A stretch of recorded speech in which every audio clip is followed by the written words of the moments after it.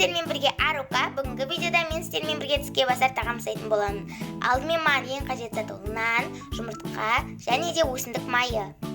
Достар, алдымен 3 жұмыртқаны жарып аламыз. Енді кезекте араластырып аламыз. Мен араластырып болдым. Енді кезекте бір шөкім тұз қосамыз. Достар, енді кезекте нанымызды жұмыртқаға батырамыз. Осылай шығу қажет. Достар, бәрін осылай істеп шығамыз. Достар, табаны қыздыртып аламыз және де өсімдік майын жағамыз. Достар, енді кезекте жұмыртқаға малынған нанымызды табаға салатын боламыз.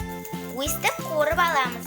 Достар, енді кезекте нанымыздың үстіне бір қасық жұмыртқа құятын боламыз.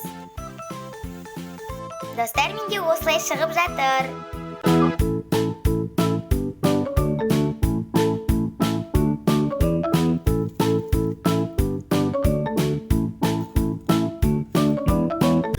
Қатырлақ және өте дәмді. Сіздерге ұнаса лайк басуды ұмытпаңыздар.